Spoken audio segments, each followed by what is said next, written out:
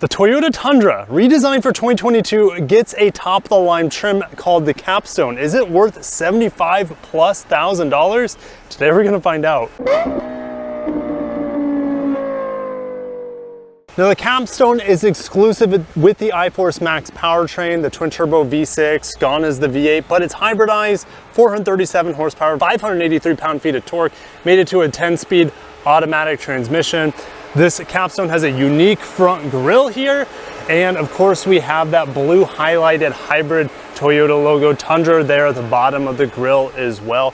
Kind of that handlebar mustache. I do like how it is paint matched around the grille.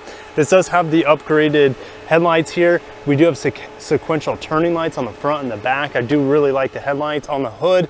Very strong hood lines. We got the iForce MAX. That's how you know when you see the new Tundra, if it has the top dog powertrain or not, with that cladding on the top. Now we have these huge 22s. Guys, 22s on a factory pickup truck from Toyota. Never thought I would see the day. There isn't all that much Capstone naming around the truck, but we do have it here on the side. Now the Capstone only comes with one bed configuration. This is the 5.5-foot bed. Other Tundras can be had in a 6.5-foot bed or an 8.1-foot bed. On the back, of course, we have the hitch receiver, but we also have Tundra here stamped into the back with unique. I think this is probably unique to the Capstone, kind of like this metallic lettering. Looks pretty cool.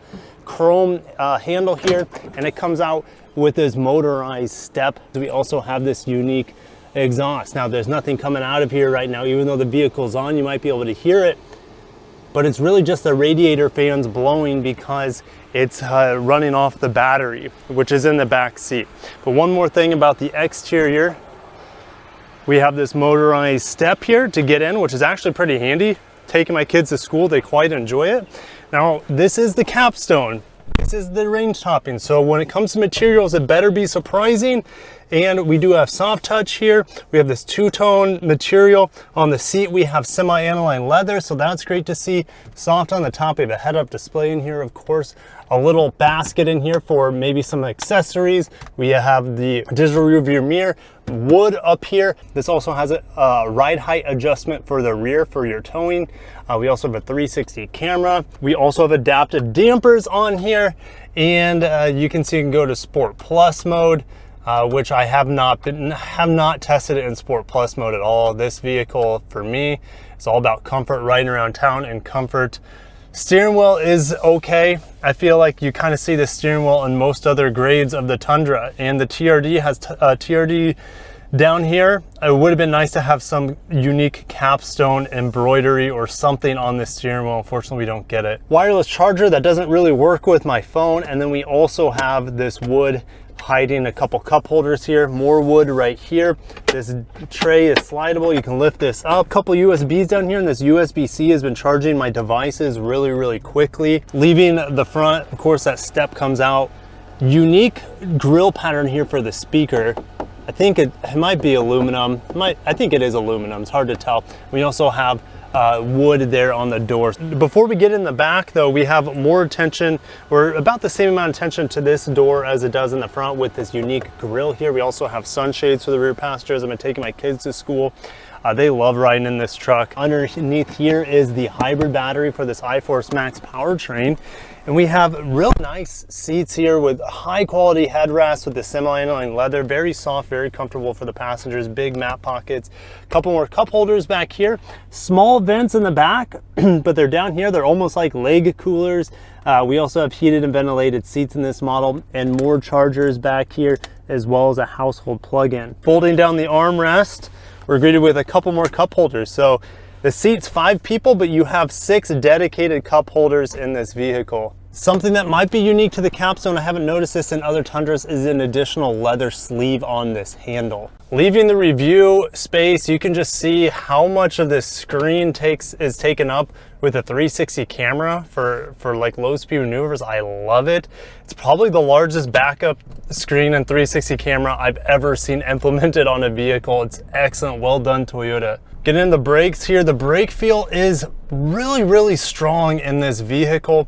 And Toyota hybrids in the past, you kind of have a dead space. You don't get any of that here. Now it's a totally different hybrid technology than what we see with a hybrid Synergy drive let's say on the RAV4 hybrid, for example, or the Prius, etc. This is the first hybrid for a Toyota that has been connected to a standard automatic transmission. So this has a 10-speed. Lexus and Toyota are now coming out with another hybrid transmission setup with a 6-speed automatic in the RX 500h and the upcoming Toyota Crown. So yeah, Toyota is definitely expanding their capabilities with their hybrids. Pretty cool. Now, the greatest aspect to this hybrid system isn't the fuel economy. I'm getting about 17 miles per gallon in town. That's with a ton of idling, picking my kids up from school, sitting in car line and stuff. But the greatest thing is not the fuel economy. It's the immense amount of torque on tap. So 583 pound-feet of torque pedal down. And it takes a bit to downshift, and I'm just in comfort mode. If I'm in sport mode, it's a little bit more decisive.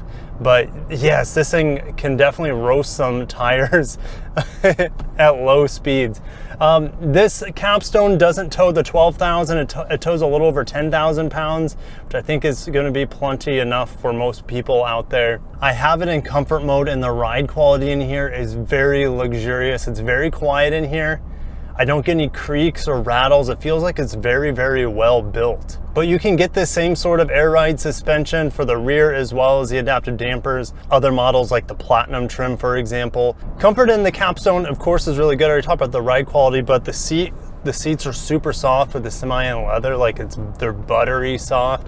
Almost Lexus quality, I would say, pretty dang close. They might even be a little bit softer than the Semi-Aniline and Lexus seats. Ergonomics are spot on in this. My elbows just rest in the perfect areas on the center armrest here, as well as the door armrest. So it's just really easy to just kick back and relax while you're driving in this Capstone model, but definitely for all Tundras for that matter as well. Even if you get cloth seats, I just feel like the setup is very, very ergonomic and beneficial to the passengers in this vehicle. Now, every single iForce MAX model comes with this fully digital instrument cluster behind the steering wheel, this 12-inch screen.